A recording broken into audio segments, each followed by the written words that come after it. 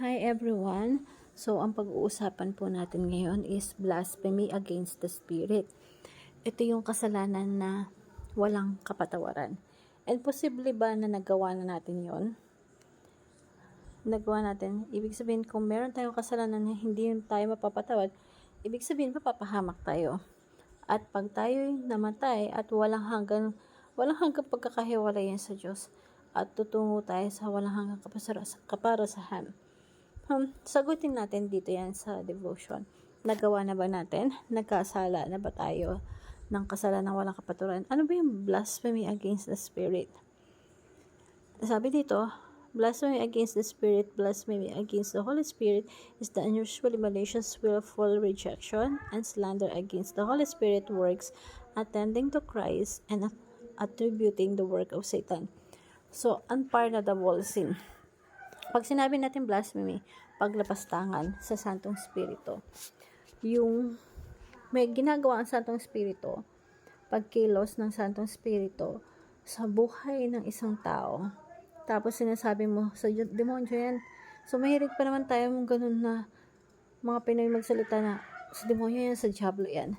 Pag nagawa natin yung isang bagay na yun, at yun ay work ng Santong Espiritu, yun ay kinoconsider na unpardonable sin o kasalanan na hindi mapapatawarin o mapapatawad.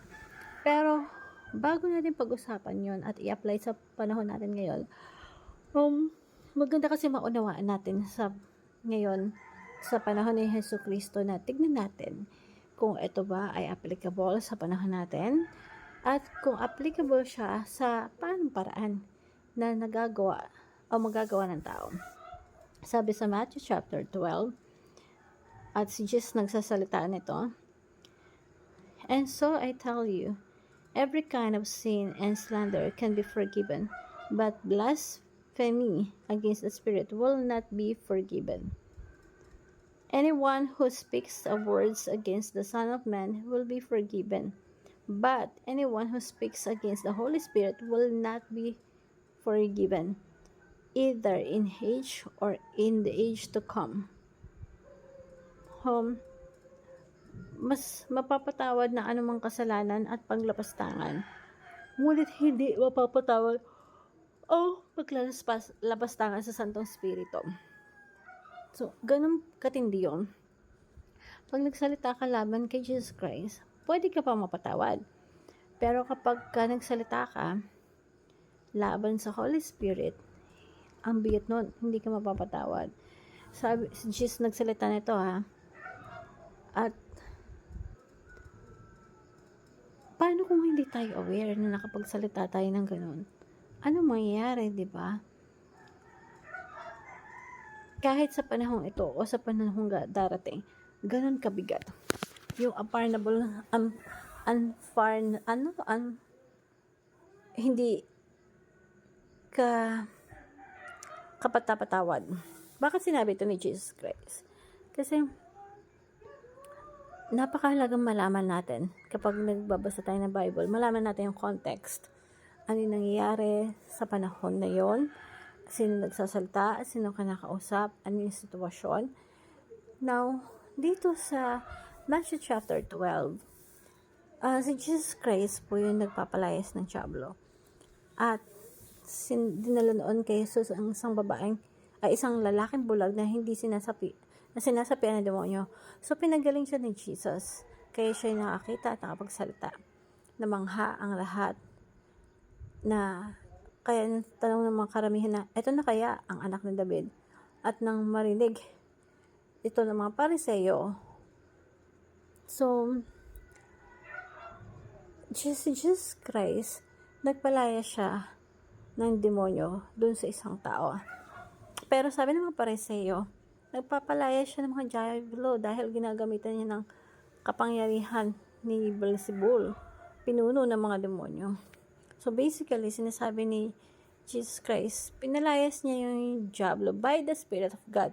Tapos inakusahan siya na ginawa niya yon sa pamamagitan ng spirito ng demonyo. Kaya, ang bawat kaharian na naglaban-laban ang mga mamamayan at babasak at alinmang bayan at sila naglalaban ay mawasak. Kaya kung si Satanas ang nagpapalayas kayo, Satanas, kinakalaban niya ang kanyang sarili. Kung gayon, paano niya mapapanaliti ang kanyang kaharian, di ba?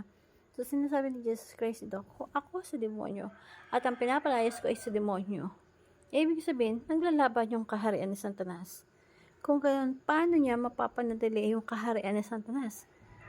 So, it's a common sense, no? So, hindi pwedeng sa demonyo naglalaban.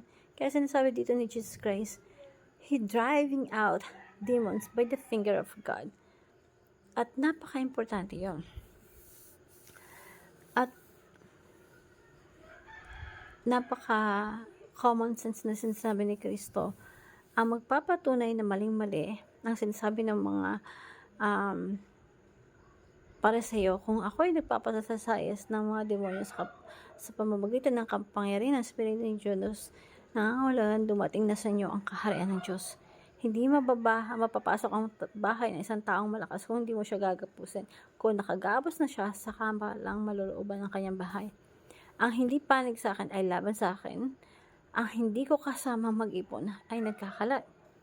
Kaya sinasabi ko sa inyo, mapapatawad ang anumang kasalanan, paglabastangan, ngunit hindi patatawarin ang paglalabastangan sa Espiritu Santo. Sino mang magsalita, ganun kabigat, hindi patatawarin, maging sa panahong ito, panahon ni Jesus Christ, at mga panahon na darating sa panahon natin. So, yung mga Pariseo, sa that time, sinasabi si Jesus Christ na, sa demonyo ka, Jesus. Sabi ni Jesus, I'm working by the power of the Holy Spirit. Therefore, you are committing the blasphemy against the Spirit. So, tatlo yung characteristic. Number 1, three characteristic of the blasphemy against the Holy Spirit. It is the sin of the equating the Holy Spirit with Satan. Yung blasphemy with the Holy Spirit, yung work ng banal na spirito, sinasabi mo na work ni Satan yun. Work ng Diablo. That's blasphemy against the Spirit. Pag ginawa mo yan, nakomit mo yan, based on this teaching or verse na to, you're committing blasphemy against the Holy Spirit.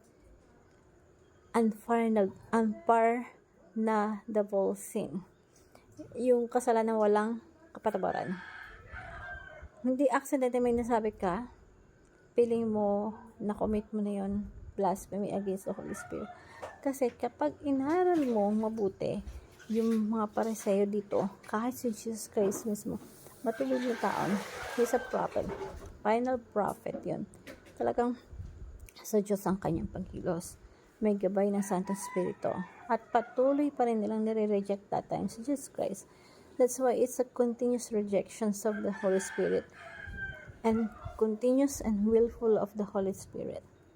So, yung mga Pariseo na to, talagang nire-reject nila si Jesus Christ. Not just one time, kundi pa ulit-ulit. So, hindi siya accidental lang.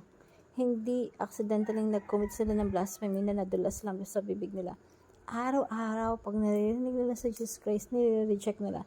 That's why, kapag ganun ang ginagawa mo, may pagkilos na itong Espiritu sa'yo, nangangaral sa'yo, at nire-reject mo, hindi sa Diyos yan, sa demonyo yan, blasphemy na po yun.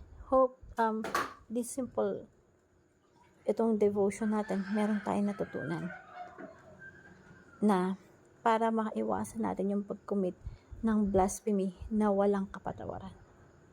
Hope you learned something. Thank you everyone and God bless.